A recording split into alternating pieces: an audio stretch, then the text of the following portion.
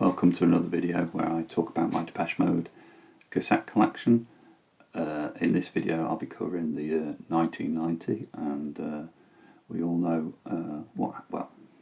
hopefully we all know what happened in 1990. One of the best albums ever, not just by Depeche Mode but ever, came out, and that was Violator. So I have got several copies of Violator. If you've seen my previous video, you'll know that I do get variations, and I do keep hold of them. I'm keeping hold of them for now. I might make a decision on which one I prefer if there's not much between them. In this case, these are two UK copies. To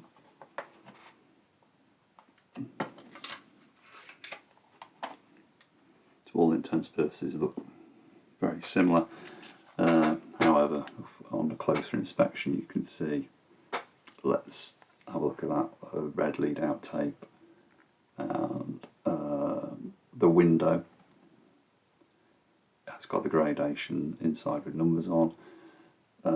This one has got a window but it hasn't got any numbers on it, and it's got a clear lead out tape.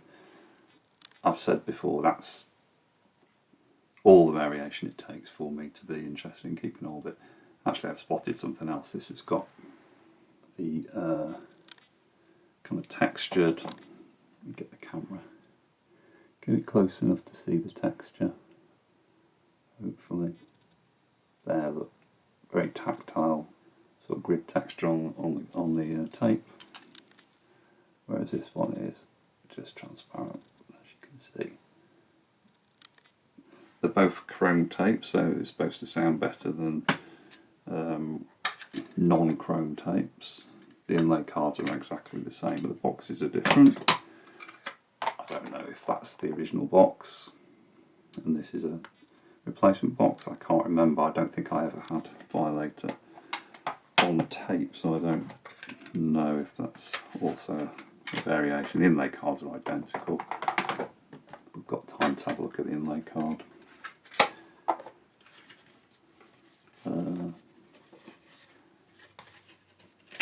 Actually quite plain, not much artwork in this one. I was expecting some Tom Corbin still photography, but here's the US version of Violator. I think this is a 1990 issue again. Slightly smudged printing on the tape case there. You can see the distinctive Sire logo. Focus. There we go. Inlay card's very similar. It's got different record company logos on, different barcode obviously. So, one of my favourite albums, like many Depeche Mode fans, and I love the artwork. So that's Violator. So from that album in 1990, Personal Jesus, I think was the kind of teaser single that came out before the album.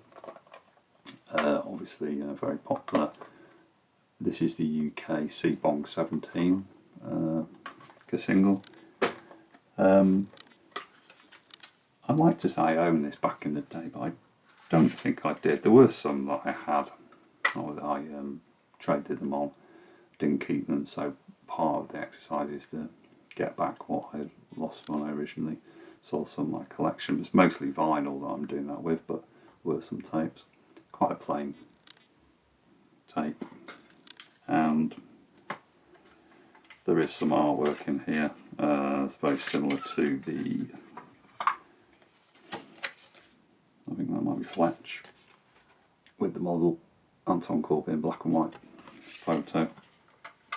He varied which photos were used from the photo shoot with the different formats of the 7-inch, the 12-inch, limited 12-inch CD single, and the cassette single. Now we're back in variation territory again. This is why this box is just 1990, the Violator singles. I've got two copies, seemingly identical copies. The variation in the tapes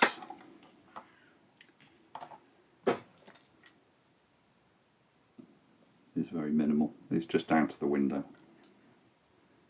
That's got a graded numbered window, and that hasn't.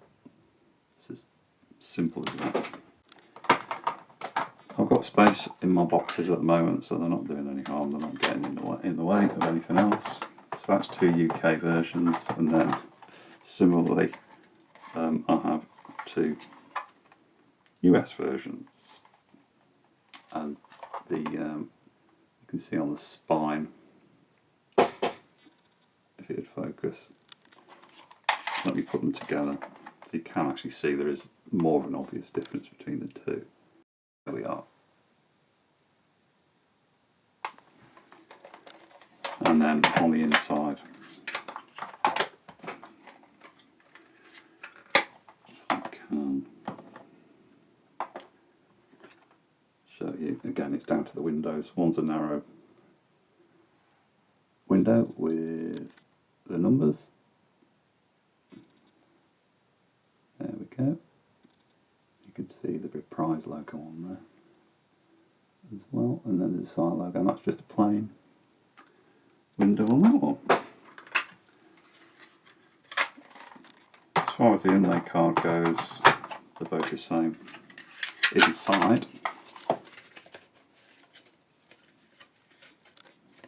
very plain, very plain, slightly distorted looking. I'm just going to check the other one and see if it is that distorted. Yeah, it's quite distorted logo. So that's Enjoy the Silence, and then Policy of Truth, there's the UK one. I have a vague feeling I did have this on a single, but it might be a false memory. I definitely had Walking in My Shoes from Songs of Faith and Devotion album. Bit more of a funky coloured label on this one, which is nice. Inlay, bit more expansive as well. Very small images, but nice to see. And it's got the fan club information and stuff on the other side as well. So it looks like they make more of an effort with Policy of Truth with the inlay cards.